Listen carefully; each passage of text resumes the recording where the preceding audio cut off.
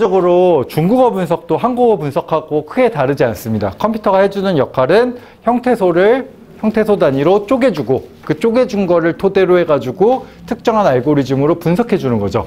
그래서 한국어에서도 형태소 단위로 쪼개주는 거가 여러 개가 있었죠. 예를 들어서 맥캅이라든지 KUNLP, 한나눔, KKMA 뭐 이런저런 패키지가 있는데 중국어도 똑같습니다. 중국어도 어마어마하게 많은 패키지들이 있고 그거를 사용하기도 어렵지 않습니다. 저희가 기본적으로 인스톨하듯이 똑같이 이 프로그래밍 단위에서 인스톨 해가지고 그걸 사용하면 됩니다.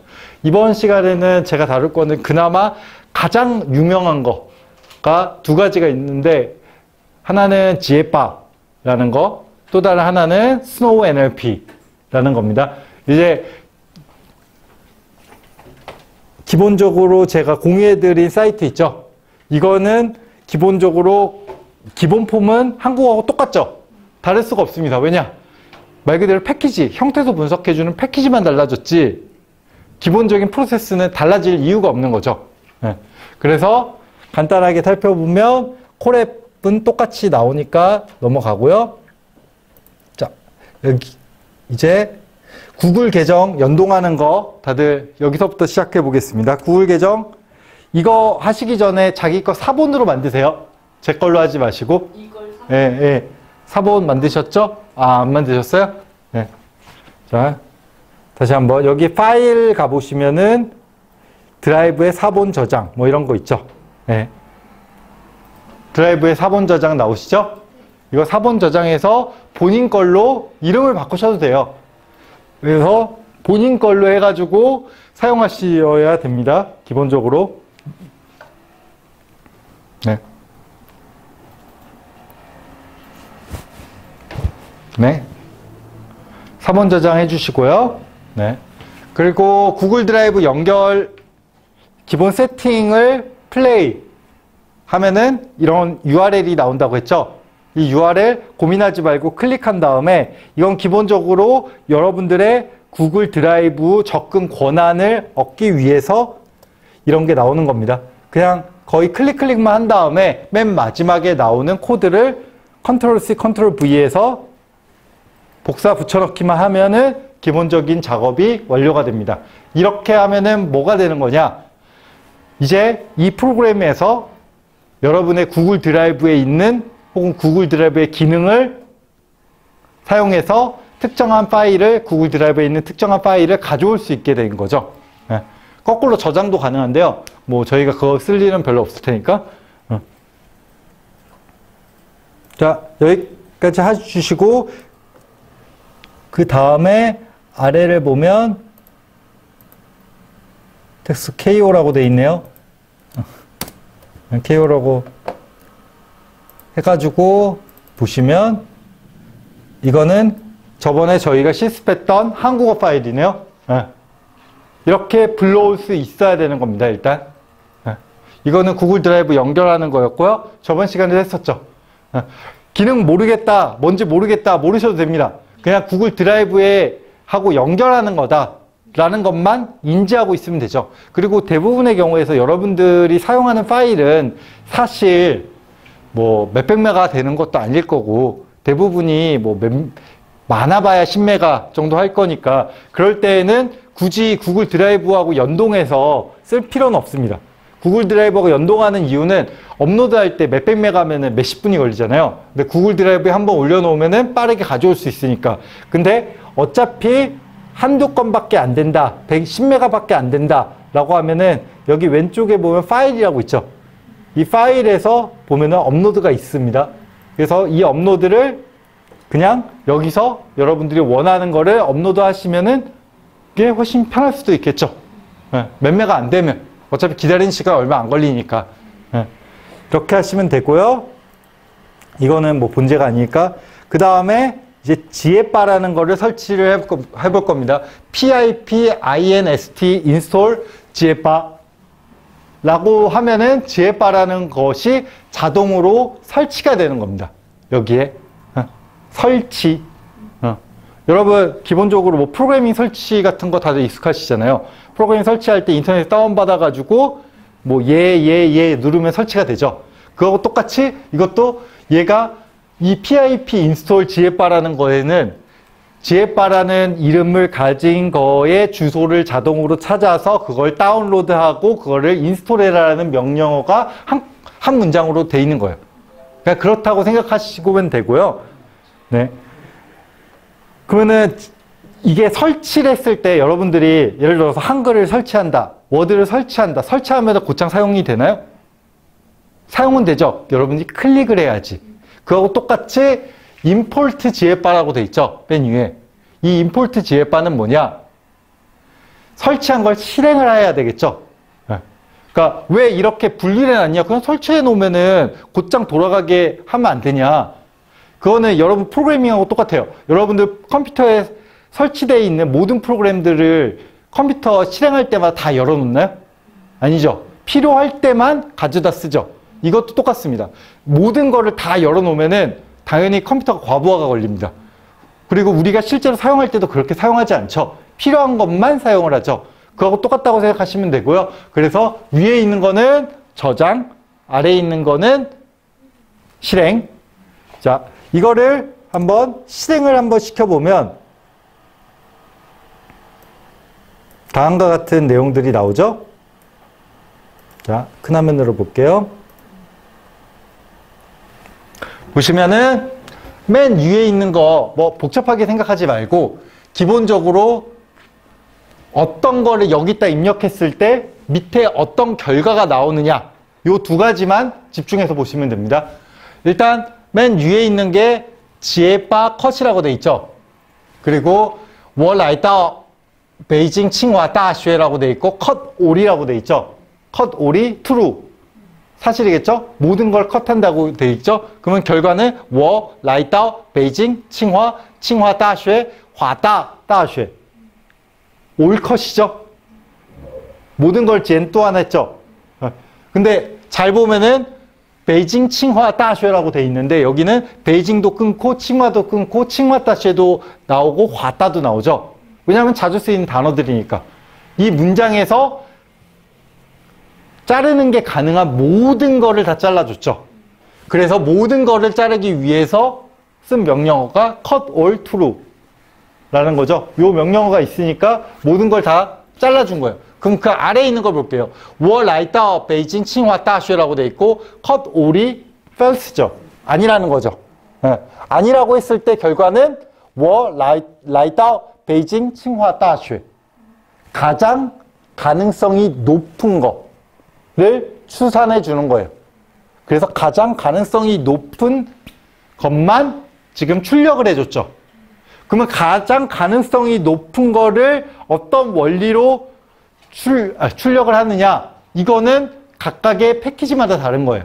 어떤 거에서는 명사를 위주로, 어떤 거에서는 뭐 형용사를 위주로, 어떤 거에서는 이거 안에서도 어떤 걸 우선수로 이렇게 돼 있는 거죠.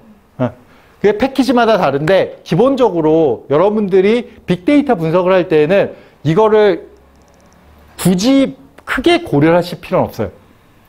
왜냐? 이거에서 성능이 만족스럽지 않으면 다른 걸 쓰면 되죠. 그냥. 아까 전에 인스톨 했을 때 말 그대로 한 줄만 쓰면 인스톨 되잖아요. 그거하고 똑같이 내가 원하는 효과가 나오는 걸로 패키지를 가져다 써도 되고, 그리고 또 다른 측면이 뭐냐면은 여러분들이 기본적으로 분석할 대상은 이제 뭐 100자, 200자 수준이 아니고 1000자도 아니고 10,000자 넘는 거예요. 지금 현재 사침씨가 뭐 하나 열심히 데이터 수집하고 있죠. 지금까지 얼마 수집했다고요? 93,000자인데 지금 걱정했죠. 데이터가 적은 게 아닌가? 자, 데이터가 요즘 뭐 빅데이터 얘기하는데 빅데이터의 핵심 중에 하나가 뭐냐면은 많은 데이터예요. 많은 데이터. 너무 당연한 말이죠. 많은 데이터면은 이렇게 해서 오류가 잘못 추출된 것도 있겠죠. 근데 많으면 많을수록 잘못 추출된 거는 아주 소규모로 남게 되는 거고, 예를 들어서 100자가 있는데 100자를 분석했는데 잘못된 게 10자예요. 그럼 큰 문제죠. 근데 10,000자인데 잘못된 게 10자예요. 그럼 10자는 무시할 수 있겠죠. 물론 100% 뭐 100%의 정확성은 아니겠지만 그래서 컴퓨터 디지털 분석을 할 때 물론 거의 디지털 분석에서도 노리는 거는 100% 완벽한을 노리죠. 하지만 마음가짐은 90%의 완전성을 가지고 있다. 분석은 이라고 생각을 하고서 진행을 하셔야 되는 거예요. 자, 그 다음 거를 볼게요. 그 다음 거는 大家好我是金巴路하하하 라고 돼 있죠. 자, 그 다음에 精确模式라고 돼 있죠. 이게 어떻게 분리가 됐죠? 大家好그 다음에 마침표 我是金巴路하하하. 자, 김바로 같은 경우는 여러분들은 알고 있지만 고유명사죠. 근데 얘는 하나하나 다 잘라줬죠. 왜 그럴까요?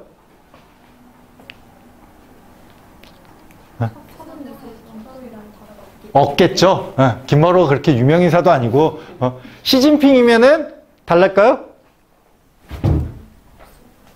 시진핑이 없을까요?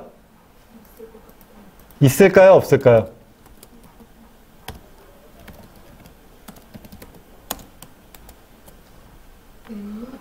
어떻게 나오죠?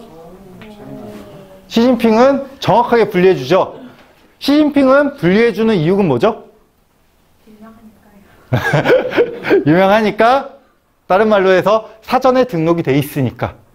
그래서 사전에 등록돼 있다는 말은 뭐냐? 얘가 단어를 분리해 줄 때 기본적으로 무작위로 분리해 주는 게 아니에요. 물론 패키지마다 뭐 알고리즘이 다 다르긴 하지만 기본적인 사상의 토대는 수많은 단어들, 등록된 단어들이라는 사전이 있죠. 우리가 일반적으로 쓰는 사전. 그 사전의 의미와 거의 비슷한 등록된 단어들의 사전이 있고 이 사전을 하나하나 매칭을 시켜주는 개념이에요. 그렇기 때문에 시진핑 같은 경우는 당연히 사전에 등록이 돼 있겠죠. 근데 김바로는 안 돼 있겠죠. 그러니까 시진핑은 사전에 있으니까 해줘요. 김바로는 사전에 없으니까 안 해줘요. 자, 그랬을 때 내가 원하는 단어가 여기에 등록이 안 돼 있을 수도 있는 거예요. 거꾸로 얘기해서. 그랬을 때는 어떻게 해주냐? 사전을 등록하면 돼요. 보통 이런 패키지들에서는 이런 기능이 있어요. 사용자 사전 기능. 그래서 이 기능이 있다는 것만 인지하고 계시면 돼요. 이걸 다 쓸 수도 있고 안 쓰는 분도 있을 테니까 사용자 사전이 있고 만약에 정말 최신의 용어들 같은 경우는 사용자 사전에 등록이 안 돼 있을 가능성도 있겠죠. 그런 것들은 근데 나한테는 중요해. 아니면 정말 이 특별한 어떤 특정 영역에서만 쓰는 단어들도 있겠죠. 근데 그게 등록이 안 돼 있을 수도 있어요. 그러면은 내가 이런 건 내가 따로 자의적으로 등록해서 써야지 라고 생각할 수도 있고요. 또 중국 쪽이 나름 잘 돼 있어요. 이게 사전이. 공개된 사전이 상당히 많아요. 그래서 조금만 찾아보면은 뭐 NLP 검색 키워드를 NLP라고 하고 NLP가 아니면은 쯔라니 분시 이렇게 한 다음에 트디엔 이러면은 온갖 트디엔이 다 나와요. 바이두 바이커가 아니고 바이두에서 만든 것도 많고 신화에서 만든 것도 많고. 예를 들어서 제가 인상 깊었던 게 제가 게임을 나름 좋아하는데 와우라고 있어요. 그 월드 오브 워크래프트라고 중국 이름이 뭐였지? 중국 이름이 뭐였죠? 모쇼 시제였나? 어쨌든 모쇼 그 모쇼 시제 있죠. 그 월드 오브 워크래프트 전용 사전이 따로 있어요. 사전이 따로 있고 그 사전 따로 있고 게임마다 다 있어요. 그 다음에 시엔치 신유주안이었나? 뭐 게임 있는데 어쨌든 그런 게임들도 있고 아니면 경제 쪽 따로 전문 사전도 있어요. 그런 사전들이 나름 공개되어 있는 게 많아서 그런 거 내가 경제 영역으로 할 거야 라고 하면은 그 영역의 사전을 다운받아서 등록시키는 게 어렵지 않아요. 사전을 만드는 게 어렵죠. 하나하나. 근데 이미 사전이 있으면 그거를 추가하는 거는 그렇게 어렵지 않아요. 그래서 사용자 사전이 있다는 것만 인지를 하고 계시고요. 자, 그 다음에 그거 볼까요? 자, 얘는 他来到了网易行业大厦죠. 그러면은 얘를 어떻게 나눴죠? 他来到了网易行业大厦죠. 근데 얘는 미묘하게 다르죠, 뭔가. 출력 형식이 위에 거하고 다르죠. 보시면 어떻게 다르죠? 얘는 앞에 거는 분리가 슬래시로 해줬는데 이 뒤에 거는 분리를 쉼표로 해줬죠. 딱 그 정도 차이일 뿐이에요.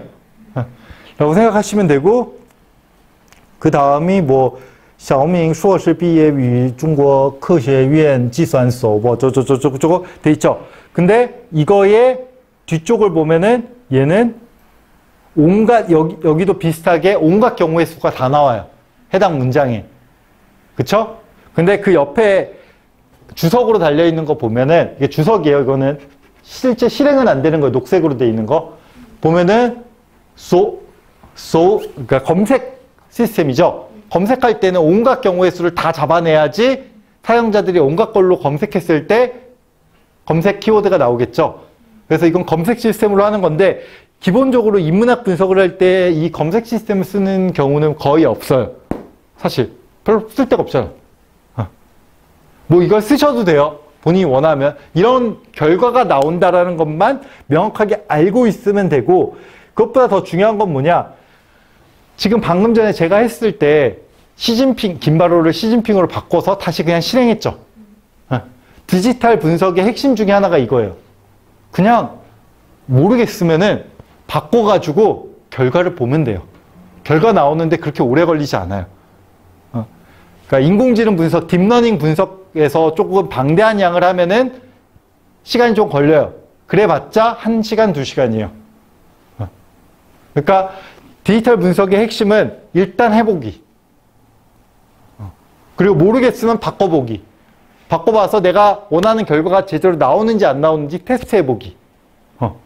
테스트할 때 뭐 수백만 자를 모아놓고 테스트를 한다 라고 생각하지 말고 필요한 것만 그때그때 일단 테스트를 한다라고 생각하는 게 더 핵심 워드고요.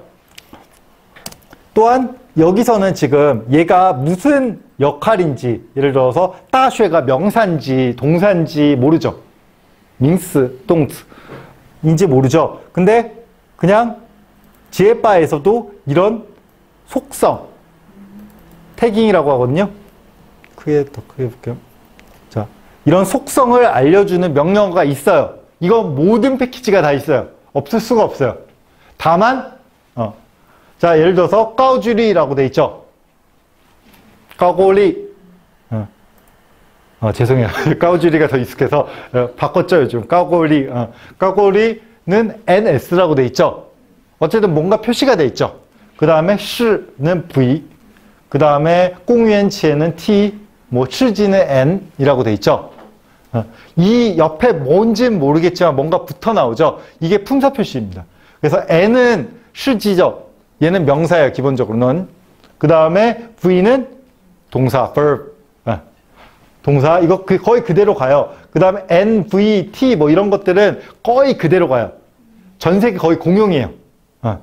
명사는 그냥 N이고 동사는 V고 거의 다 그래요. 근데 그 뒤에부터가 각각 패키지마다 다릅니다. 미묘하게 달라요. 어디서는 동사를 더 세부적으로 분리하고 NS가 아마 고유명사일 거예요. 예를 들어서 인명이라든지 지명이라든지 국가명이라든지 이런 거 우리가 일반적으로 고유명사라고 하죠. 이건 명사긴 명사인데 고유명사야까지도 알려주고 있는 거죠. 이런 거를 어떻게 하느냐. 이거 그냥 지혜바라고 검색을 해보면 그 해당 도큐먼트가 나와요. 원지엔이. 그 원지엔에 이게 다 정리가 돼 있어요. NS는 뭐고 뭐는 뭐다 라고. 예를 들어서 보여드릴게요. 그냥 츠싱 비아우주라고 나오죠. 그냥 적당히 검색해도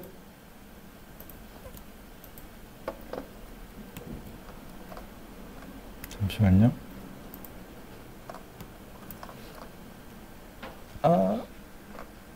보자. 아까 전에 사용자 사전이라고 한 건 이거고요. 쯔딩이 쯔디엔이라고 나오죠. 다음에 잠시만요. 츠싱 귀찮아.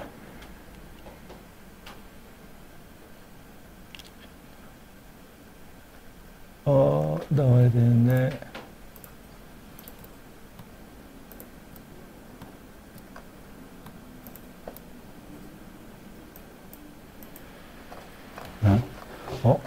여기 있다. 예. 여기 나오죠? 解发分词词形对照表라고 나오죠. 그러면은 아까 전에 적당히 추정했던 n 뭘까요? 잠시만요. ns라고 나왔죠? ns가 뭐죠? ns가 띠미이네요. 예.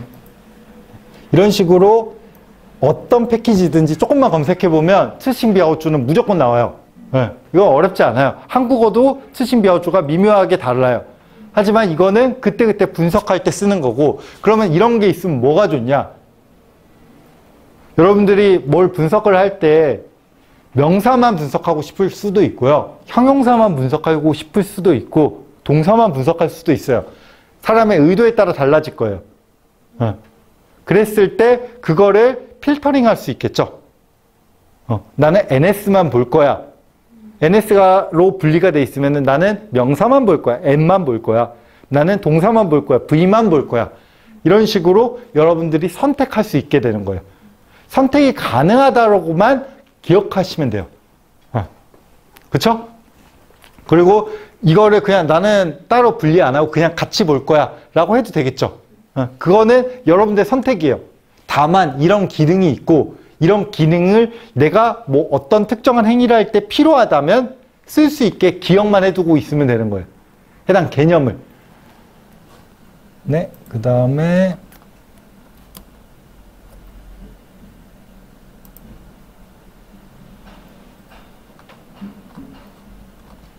기본적으로 하나만 해볼게요.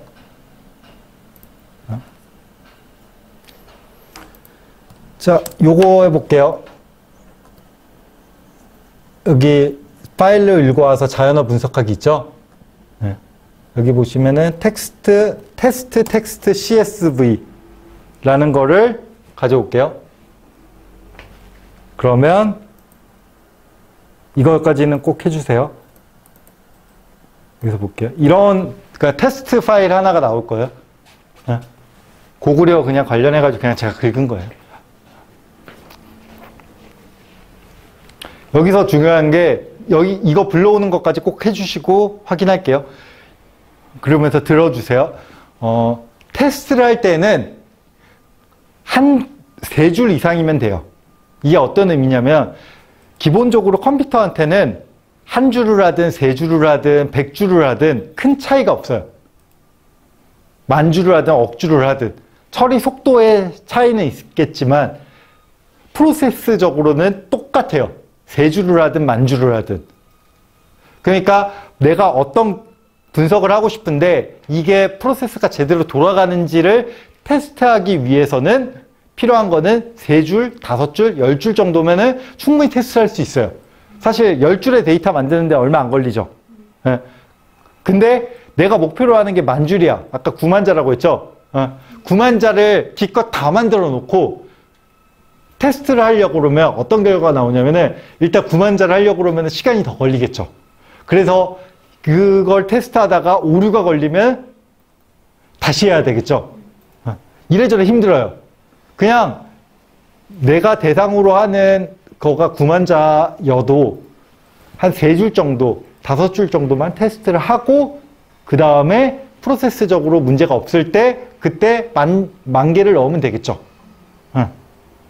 이건 똑같은 거는 이제 저희가 이 기본적인 개념을 다 배운 다음에 여러분들 각각의 프로젝트를 수행을 하겠죠. 그때 데이터 왕창 모아놓지 말고 데이터 최초에 한 10줄 정도 되는 샘플을 먼저 만드시고 그게 제대로 돌아간다를 본 다음에 데이터를 확장을 시키시는 게 기본적인 프로세스인 거예요.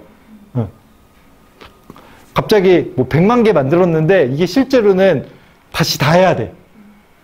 그러면 울고 싶을 거 아니에요. 그러니까 그렇게 하지 마시고 한 10줄 정도만 한다고 생각하시고 저희가 파일 다 읽어 들으셨나요? 좀만 더 내려오세요. 여기 클릭.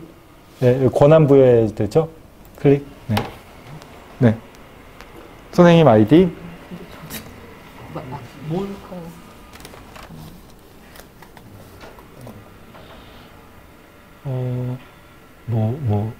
뭐지? 잠시만요. 지금 뭐라 하시는 건지 제가 정확히 모르겠어서.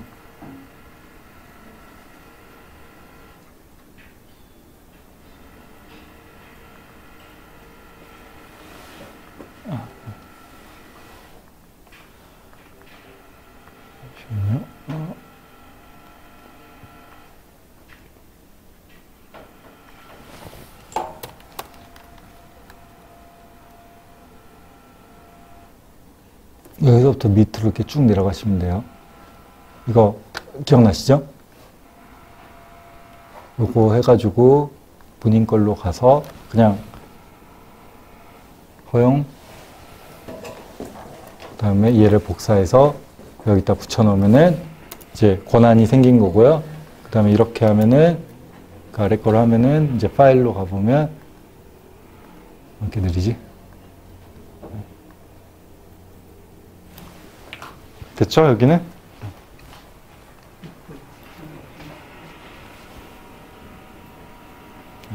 여기 파일이 떠 있죠? 네. 뭐? 안 뜨는데? 잠시만요. 아, 이거는 뜨긴 했는데요. 여기 보시면은, 그죠? 네.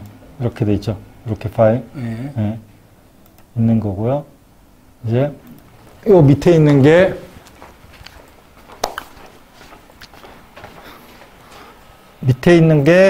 이제 프로세스에서 이제 파일 다 가져오셨죠? 요거 클릭하시면은 뭐 변한 게 없을 거예요. 기본적으로. 요거는 화면을 보셔야 돼요. 선생님 화면을 보셔야 돼요. 네, 요거를 클릭해도 특별히 변하는 건 없을 거예요. 뭐 결과가 뜨지도 않고. 이건 뭐 하는 거냐면, 아, 내가 이제 언어 분석에서 쓸 프로그램들을 로딩을 시킨 거예요. 네, 실행을 시킨 거예요. 예를 들어서 넘파이 같은 경우는 유명한 그 자연어 문자 처리 시스템이고요. 그 다음에 판다스 같은 경우는 뭐 테이블 명령어, 지에바 같은 경우는 방금 저희가 했던 중국어 형태소 분석기, 코덱스 뭐 이런 것들이 있는데 이거를 굳이 모든 걸 아실 필요는 없어요. 내가 쓸 때 쓰시면 돼요. 다만 이걸 그냥 실행시킨다라고 생각하시면 되고요. 자, 그 밑에 두 개를 한번 볼게요. 요거 두 개 한번 실행해 보세요. 이 위에 있는 거는 아까 전에 저희가 봤던 text.csv라는 파일을 가져온다 라는 거예요. 가져와서 어디다 저장하느냐? 로우 데이터에 저장한다 라는 거예요. 그 다음에 부등호가 적혀 있죠? 네. 그러니까 이 뒤에 있는 걸 열심히 해서 로우 데이터라는 곳에다가 넣는 거예요. 네. 이게 기본적인 명령어 구조예요, 지금. 네. 자, 그런다고 했을 때 이 로우 데이터를 실제로 살펴보면 이렇게 우리가 입력한 대로 돼 있죠. 아까 텍스트 파일대로 아래쪽 보시면은 돼 있죠. 얘를 1로 막 이런 식으로 아무거나 넣어도 될까요? 이렇게 해도 상관이 없죠. 이거는 어디까지나 변수로서 여러분들이 이름을 바꾸고 싶으면 얼마든지 바꿔도 돼요. 다만 숫자로는 하지 마세요. 기본적으로는. 숫자는 하지 말고 문자로만. 아셨죠? 그래서 이런 변수가 사실 프로그래밍의 처음이자 끝이에요. 하나의 변수는 하나의 빈 바구니를 만들어 놓은 거죠. 그 빈 바구니에는 숫자도 들어갈 수 있고 문자도 들어갈 수도 있고 표가 들어갈 수도 있고 그래프가 들어갈 수도 있어요. 아셨죠? 네. 자, 그래서 이런 것들을 밑에 쭉 넘어갈게요. 여기 분석하기 있죠?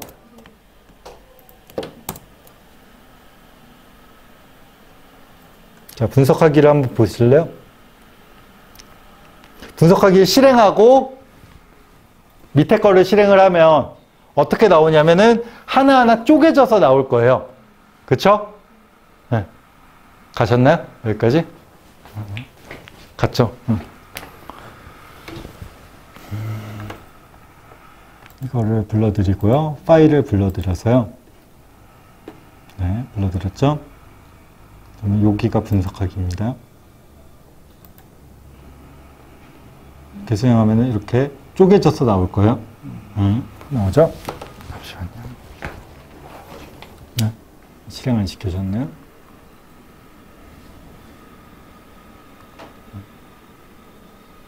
저 프로세스를 하면 이렇게 분석해서 나오죠, 지금. 네. 밑에 보시면 분석해서 나올 거예요. 이렇게 하나하나 분석돼서 나오는데, 예를 들어서 꽁유엔치에는 T고, 이거 옆에 있는 건 하나라는 거예요. 카운트용으로 쓰는 거예요. 이런 식으로 분석돼서 하나하나 쪼개져서 나온다까지만 숙지하고 있으면 돼요. 사실 지금 현재 프로세스는 거의 한국어 프로세스하고 다를 바가 없어요. 뭐냐? 똑같이 형태소로 나눠주는 거는 똑같은 프로세스이기 때문에. 그쵸? 한국어에서도 저희가 어떤 특정 문장을 집어넣으면은 컴퓨터가 알아서 분리를 시켜줬죠. 그거하고 똑같이 중국어에서도 특정 프로그램을 쓰면은, 형태소 분석기를 쓰면은 얘가 분리를 해주는 거예요. 이해되셨죠? 그래서 이거 자체는 여러분들이 크게 이 개념 자체는 크게 고민하실 필요는 없을 것 같아요. 이 프로세스대로 그대로 가면은 내가 어떤 걸 입력하면은 그게 자동적으로 형태소가 분리돼서 나온다라는 것만 인지하고 계시면 되고, 이 똑같은 작업을 사람이 할 수도 있지만 이게 사람이 할 수 있는 것도 천자, 이천자지, 만자, 이만자가 되면은 이제 사람이 하기가 불가능하기 때문에 컴퓨터의 힘을 빌린다 정도만 인지하고 있으면 되고요. 이 프로세스 하나하나는 사람마다 관심사가 달라가지고요. 관심이 있는 분들은 프로세스 명령어 하나하나를 따로 물어보세요. 그리고 제가 기본적으로 여러분들이 프로젝트를 할 때 여러분들이 자연어 분석을 할지, 자연어 분석 중에서도 한국어 분석을 할지, 중국어 분석을 할지, 아니면은 네트워크 분석을 할지 모르겠어요. 두 개 다 할 수도 있겠죠. 본인 흥미와 역량에 따라서. 그랬을 때 제가 이거는 무슨 명령어고 이렇게는 어떻게 해야 되나요?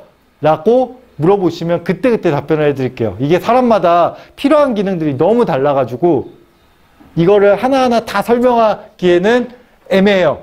뭐가 가능하다라는 것만 인지하고 계시면 돼요. 그 다음에 얘는 기본적으로 한국어가 똑같이 밑에는 데이터를 처리해 주는 거예요. 그냥 같은 건 같은 것끼리 묶어주고 다른 건 다른 것끼리 분리해 주는 그런 스타일로 해가지고 우리 한국어 했을 때 결국은 CSV 파일로 다운받았죠. 그래서 엑셀에 집어넣었죠. 기억나시나요? 그거하고 똑같이 여기서도 엑셀에 집어넣을 수 있게 만들어줘요. 똑같은 거예요. 그 다음에 엑셀에 넣은 다음에 프로세스는 저번에 한국어 시간에도 했죠. 했고 또 여러분들이 스스로의 프로젝트를 하면서 하시게 될 거예요. 하다가 안 되는 부분이 있으면은 그때그때 제가 원격으로 도와드릴 거고요. 제가 실습을 강조하는 이유는 이렇게 백날 해봤자 소용이 없더라고요. 자기 데이터 가지고 자기가 해봐야지. 이런 게 된다는 것만 인지하고 있고 자기 데이터 가지고 자기가 이런 식으로 빠져나왔을 때 내가 어떻게 처리한다를 한 번이라도 해보면은 한 1000시간 이론만 듣는 것보다 훨씬 나아요. 그러니까 기본적인 개념만 숙지하시고요. 이 아래에 있는 거는 원하는 속성별로 한 번에 분석하기라고 돼 있죠. 예를 들어서 지금 로우 데이터 셋을 보면 잠시만요. 어떻게 되냐면 제가 옆에 타입의 중립 문제 이런 식으로 적어놨죠. 아무 의미 없어요. 그냥 제가 마음대로 적은 거예요. 근데 이렇게 중립 문제 이런 식으로 제 나름대로 뭔가 마크를 해놔요. 뼈질을 해놔요. 그랬을 때 이 타입 얘네끼리만 분석하고 이 문제는 따로 분석하고 이러고 싶죠. 예를 들어서 아까 전에 노래 지금 분석하고 있잖아요. 사침 씨가. 그래서 조제룬하고 또 다른 다른 작사가죠. 그랬을 때 거기 옆에다가 본인의 타입은 이런 거죠.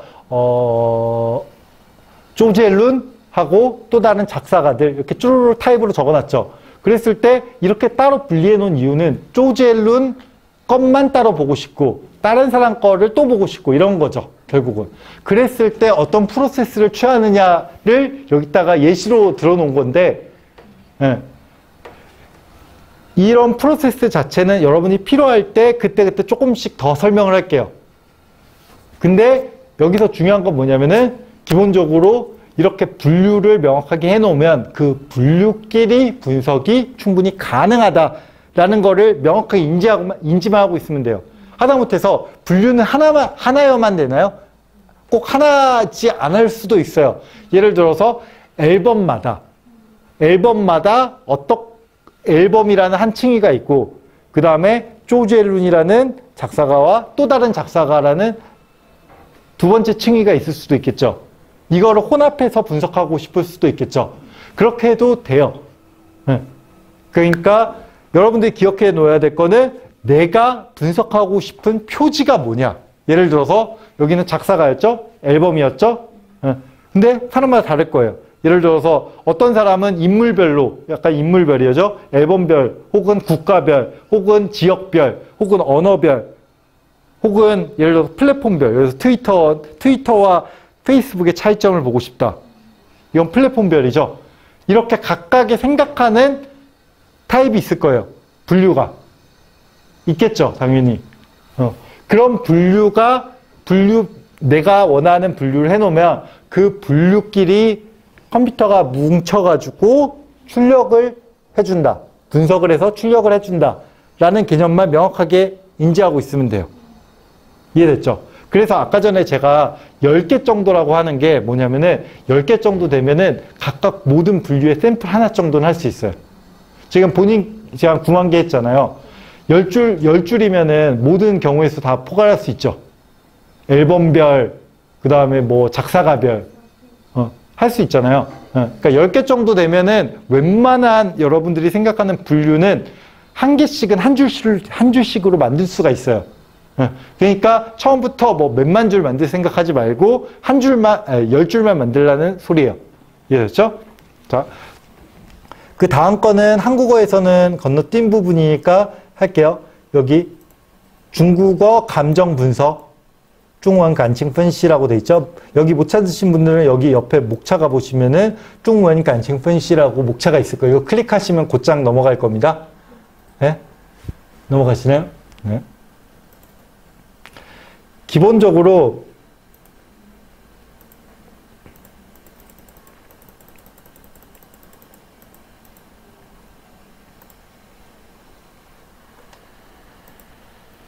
감정 분석이라는 게 대단히 복잡해 보이지만 기본적으로는 아까 전 형태소 분석하고 크게 다르지가 않아요.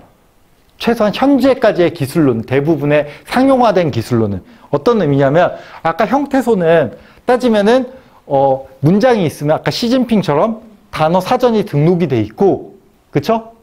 등록이 돼 있고 이 등록이 돼 있는 단어끼리 잘라주는 거죠. 뭐 예를 들어서 시부시 할 때 시하고 무시이 아마 사전에 등록이 돼 있겠죠.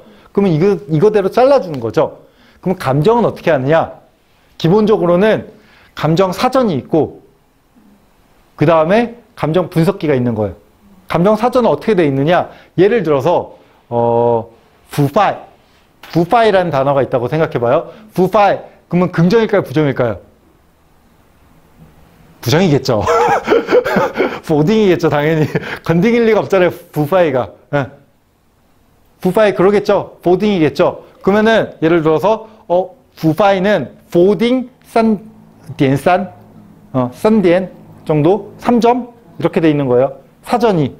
아니면 뭐 3점도 없을 수도 있어요. 그냥 보딩, 건딩만 돼 있을 수도 있어요. 그건 사전마다 달라요. 근데 대부분의 사전들은 보딩이 있고 이거는 감정 분류고요. 그 다음에 있는 3점, 5점, 10점 뭐 이런 거는 그 감정 지수겠죠. 감정 강도라고 해요, 보통. 장도. 이해되시죠? 그러면은 어떤 문장이 있으면은 그 문장에 부파이가 들어갔으면은 일단 부파이 3점. 뭐 간단하게 마이너스 3이라고 할게요. 마이너스 3. 근데 뭐 예를 들어서 가이거 부파이 라고 했을 때 가이거는 건딩이죠. 보통.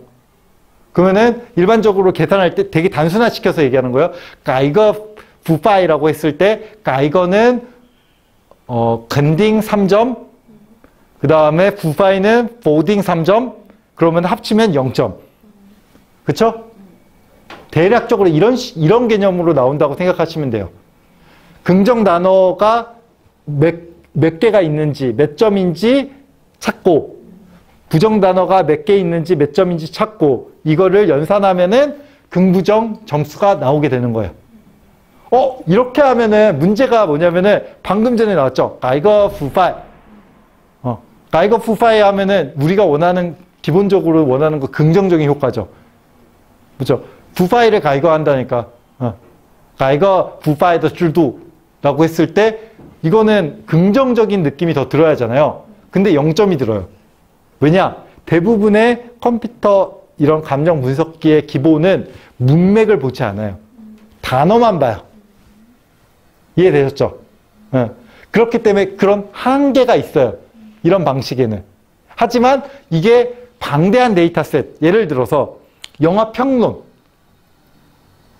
땡이 빙론 같은 거 있죠. 그 인터넷에 여러 개의 评论들이 이렇게 올라오잖아요. 그런 评论들은 한두 개가 아니고 수백만 개를 보잖아요. 수백만 개를 보면은 이거에 대해서 긍정적인 评论인지 보딩인 评论인지 되게 쉽게 알 수 있겠죠. 오차가 비교적 줄어들어요. 그렇게 단어 형식으로 해도. 여기까지 이해되시죠? 그래서 기본적으로 스노우 NLP에서 제공하고 있는 방식은, 기본 방식은 이런 단어를 기반으로 해서 감정 단어가 있고 이 감정 단어를 연산해서 가는 거예요.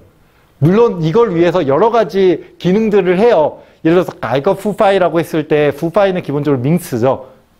그리고 가이거는 똥스죠. 그러면은 여기서는 좀 뭐랄까 똥스에 좀 더 가중치를 준다든지. 그러니까 예를 들어서 똥스가 더 중요하다.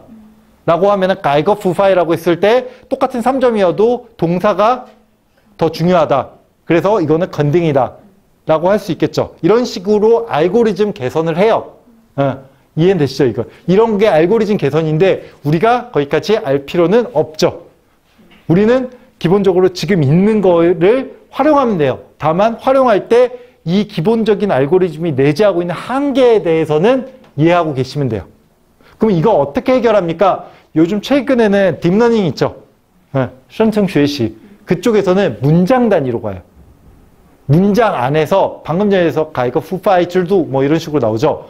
그런 문장 단위의 긍부정을 평가해가지고 그 문장 단위를 자동으로 인공지능이 대입시켜가지고 긍부정을 디텍팅해요. 이렇게 하면은 좀 더 정확하겠죠. 문장 단위니까 단어 단위가 아니고. 근데 이것도 문제가 있어요. 문맥 단위가 아직 안 돼요. 문맥. 우리가 펑스라고 하죠. 비꼬는 거. 아니면 반어법이라고 하죠. 반어법 같은 경우는 참 잘한다. 你做得真好. 이게 진짜 真好인가요? 아니죠. 근데 만약에 단어 위주로 하면은 컨딩인 것 같죠.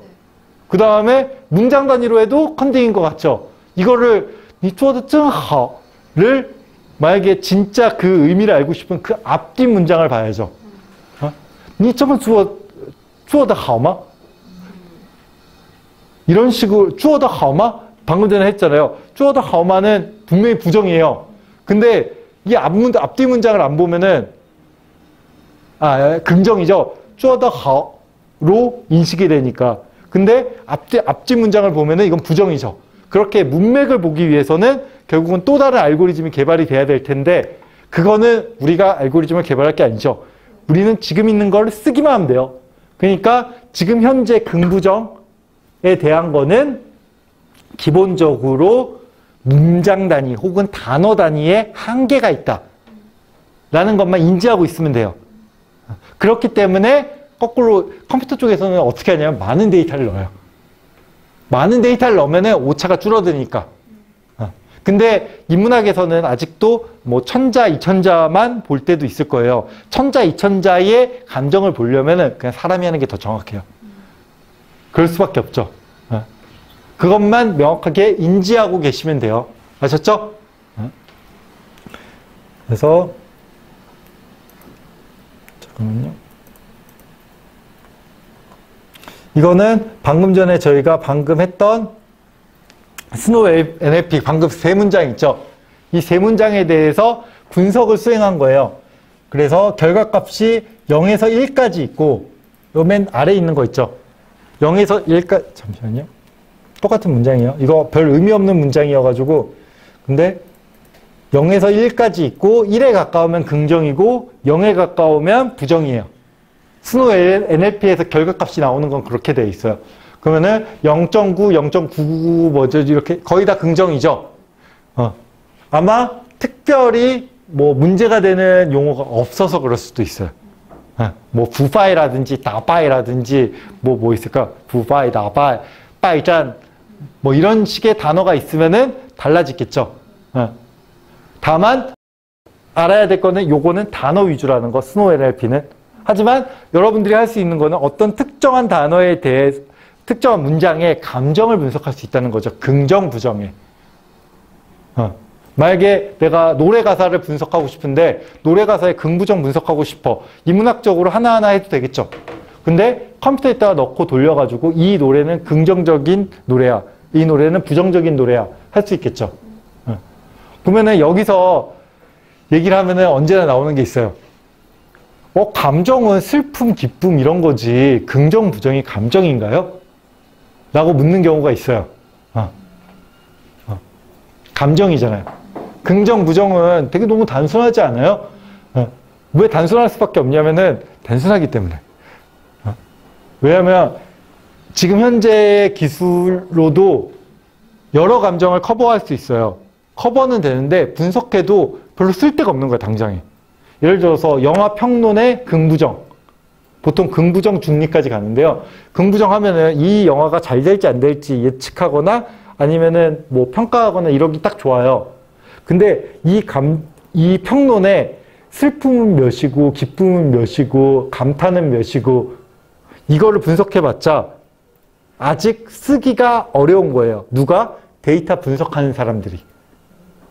왜냐하면 데이터 분석하는 사람들은 이렇게 복잡한 감정체계에 대해서 평가하거나 해석할 수 있는 능력이 아직은 많이 부족해요. 평균적으로 인문학 하는 사람보다. 그런 문제가 하나 있고요. 또 다른 문제 하나는 결국은 감정 사전이나 뭐 딥러닝을 통한다고 해도 문장이 있어야 되겠죠. 어떤 특정 문장이 있고 특정 문장에 뭐 슬픔은 몇, 기쁨은 몇 이렇게 돼 있어야 되는 그 데이터가 있어야 되겠죠. 이 데이터가 생각보다 별로 없어요. 지금. 왜냐하면 사람 감정을 분류하기가 쉽지가 않아요. 어떤 사람들은 8개로 감정을 분류하고 어떤 사람은 20개로 분류하고 어떤 사람은 100개가 넘어요. 감정 분류 기준이. 이걸 어떻게 맞추겠어요? 그리고 컴퓨터 쪽에서 너무 많아지면은 싫어해요. 그런 문제가 있기 때문에 지금 8개로 분류하는 기준이 있거든요. 플랭체크의 뭐 감정팽이라고 해서 그거 써요. 8개. 8개면은 쓸 때 뭐 좀 적잖아요. 그래서 이런 감정 사전이 없는 부분 문제가 있고 감정 사전이 있다고 해도 해석돼 나온 결과를 쓰기 어려운 부분이 있어요. 이게 제가 최대한 지금 제가 소속돼 있는 사업단에서 이 데이터셋을 만들고 있고 아마 올해 내로는 한국어 감정 분류까지는 될 거예요. 지금 한국에서도 비슷한 사업을 하고 있는 데가 있고요. 잠시만요. 인공지능 아크릴이라고 얘네들이 카이스트에서 나온 벤처 기업인데 여기는 상용화가 일단 돼 있긴 해요. 근데 얘네가 하는 게 뭐냐면 잠깐만요.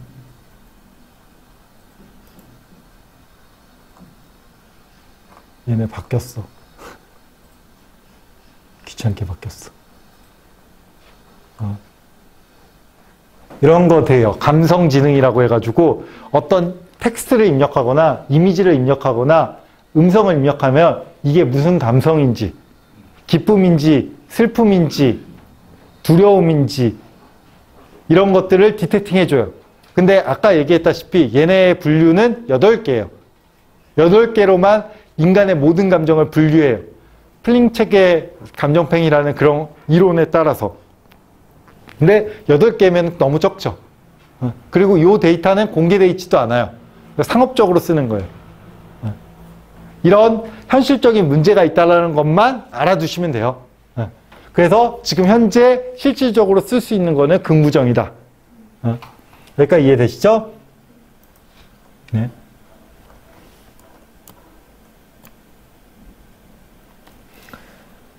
잠시만요.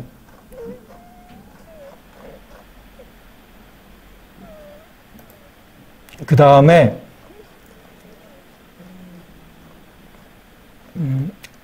딥러닝도 간단하게만 할게요. 딥러닝이라고 해서 뭐 요즘 뭐 인공지능 뭐 어쩌고저쩌고 저기 있죠. 그 중에서 인문학적으로 유의미하게 쓸 수 있는 게 뭐가 있냐면은 워드 투 백이라고 있습니다. 단어를 벡터로 옮기는 거예요. 저번에 한국어 할 때도 설명드렸죠. 그러니까 한국어 어떤 특정한 단어를 벡터 공간에다가 놔두는 거예요. 이 똑같은 거는 중국어에서도 똑같이 적용돼요. 똑같이 할 수 있는 거예요. 그러면 똑같이 할 수 있을 때 어떻게 되냐? 이게 이하오 원지엔이요. 농민공 그 관련된 거. 이거를 형태도 분석을 해가지고 똑같은 걸 비슷한 걸 올렸다는 게 예를 들어서 농민이라고 하면은 농민과 관련된 게 인다오, 쥔종,家庭, 농장과 관련이 높다고 나와요. 일단 농민과 관련된 게 1번으로 나오는 게 인다오죠. 이거는 농민에 관련해서는 중국 정부가 인다오해야 된다는 강력한 의미가 여기 내포되어 있는 거예요. 그러면 이거 말고도 뭘 할 수 있느냐? 뭐 농민 마이너스 농촌, 농촌이 없는 농민은 뭐냐? 이런 식으로 연산을 할 수도 있겠죠. 그러니까 그런 연산이 가능해요. 그러니까 의미를 연산할 수 있어요. 이 똑같은 거는 기본적으로 언어를 프로젝트로 담당하시는 분들한테는 제가 기본적으로 만들어 드릴 거예요. 각자 본인 거에 맞는 걸로. 예를 들어서 노래 가사에서 뭐 쪼젤룬 노래 중에서 많이 나오는 단어가 뭐가 있죠? 아이칭. 그러면 아이칭 말고 또 하나 더. 또 많이 나오는 거. 비가 많이 나와요. 샤위다 위. 그러면은 예를 들어서 위가 많이 나오는데 위하고 아이칭 위 마이너스 아이칭이면 뭐가 나올까요? 分手. 그렇게 나올 수도 있겠죠? 그렇게 의미 연산을 해볼 수가 있는 거예요. 거기 나오는 단어들을 토대로 이 사람이 주로 하는 게 무엇인지, 그리고 이 사람이 내포하고 있는 의미들 간의 관계가 무엇인지를 볼 수 있는 방법이 있어요. 이 방법이 있다는 것만 인지하고 계시면 되고요. 그 다음에 마지막으로 클러스터링이라는 게 있어요. 이게 뭐냐면 묶어주는 거예요. 아까 전에 막 이렇게 점이 찍혀 있겠죠. 그러면 이렇게 적게 찍혀져 있는 거를 난 4개로 분리하고 싶어 하면 이렇게 분리하면 되겠죠. 나는 2개로 분리하고 싶어 라고 하면은 이렇게 분리하면 되겠죠. 이 분리하는 기준은 가까이 있는 걸로. 그러면 예를 들어서 이하오 원지엔을 이거는 아마 10개인가로 분리를 했을 거예요. 그거 보시면은 자, 가까운 의미끼리 분류가 된 거예요. 투어핀, 전싱, 공지엔, 하오, 정고. 비슷한 의미 같나요? 그리고 완산, 보장, 在, 부핀, 원딩,强化. 거의 다 보면은推动, 생산, 뭐 이런 구체적인 목적들이죠. 그 다음에 환경, 政治, 人居, 村庄. 뭐죠? 환경적인, 지리적 환경. 기반, 设备, 그쪽 계열이죠. 그것끼리 알아서 뭉쳐줬죠. 그 다음에 예를 들어서 推进, 加快, 制度, 改革, 集体. 이런 식으로 이거는 동사들끼리 묶어졌다고 보이긴 하지만 중요한 게 투이진하고 가이거하고 똑같이 나와요. 투이진, 그러니까 가이거 한다는 게 결국 찌아콰이고 뭔가를 찌아콰이 한다는 거하고 가이거하고 그리고 GT가 같이 나와요. 얘가 의미적으로 가깝다는 거예요. 이거의 의미는. 그러면은 집단적으로 뭉쳐있는 게 개혁의 핵심이라고 볼 수 있는 거죠. 거꾸로. 이해되시나요? 이하 원GN의 배경으로 봤을 때 이렇게 가까운 것끼리 뭉쳐줄 수 있어요.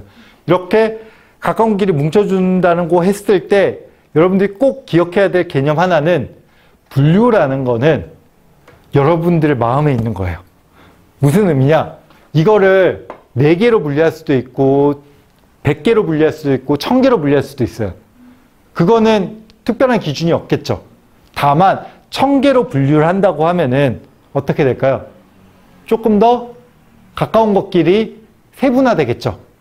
얘를 2개로 분리한다고 하면은 포괄적으로 넓어지겠죠. 그렇기 때문에 이거를 적정선을 여러분 스스로가 찾아야 되는 거예요.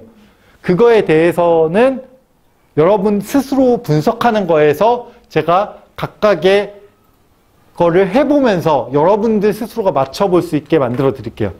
이해되셨죠? 자, 여기까지가 기본적으로 중국어 분석한 거고요. 밑에 뭐 몇 개 있는데 이건 넘어가고 쉴 건데요.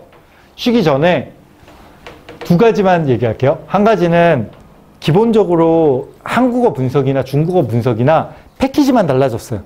중국어 분석은 맥캅이에요. 그 다음에 죄송해요. 한국어 분석은 맥캅이나 뭐 KKMA 뭐 이런 걸 쓰고 중국어 분석은 지에바나 뭐 스노우 NLP 뭐 이런 걸 써요. 근데 이건 형태소 분석기만 바뀐 거지. 물론 형태소 분석기끼리도 성능의 차이가 있고 뭐 잘하는 게 있고 뭐 이런 게 있어요. 근데 여러분들이 하는 수준에서는 사실 별 의미가 없어요. 왜냐? 여러분들이 뭐 1억자, 10억자, 1조자 이렇게 하는 게 아니잖아요. 그렇기 때문에 오히려 성능 차이가 큰 빛을 발해야 하진 않아요. 그냥 제가 추천하는 거 적당히 쓰셔도 큰 문제가 없고요. 더 중요한 거는 여러분들이 어떤 게 된다라는 것만 인지하고 내가 이걸 하고 싶어요 라고 얘기만 하시면 돼요. 그러면 제가 된다 안 된다 할 수 있다 없다 꼭 말씀을 드릴 거예요. 그리고 프로세스는 기본적으로 여러분한테 권장하는 거는 일단 프로젝트를 해가지고 내가 데이터를 만들고 제가 만들어둔 프로세스대로 분석을 해보고 해석까지 한번 해보면은 이 감이 와요. 어떤 식으로 된다. 펀시구어 정의. 그러면은 그 다음에 펀시할 때 이 구체적인 프로그래밍 언어들이 뭔지 궁금하다. 더 알고 싶다라고 했을 때 그때 접근하는 게 훨씬 더 효과적이거든요. 그리고 제가 옛날엔 그랬어요. 코드를 공개를 안 하고 저만 가지고 있고 뭐 이런 경우도 있었어요. 근데 이제는 제가 코드를 다 드리잖아요. 그렇기 때문에 내가 코드를 보면서 내가 변조를 또 해볼 수 있고 변조돼서 에러가 떴어. 그럼 원래대로 돌리면 되죠. 원래대로 돌리면 되잖아. 원본 하나 제가 만들어둔 거 그대로 놔두고 사본 하나 또 만들어요. 그래서 거기서 막 바꿔가지고 에러 떠. 에이, 원래 거 다시 가져와. 그러면 되시잖아요. 그러니까 그런 식으로 기본적으로 진행을 하시는 걸 권장드리고요. 두 번째로는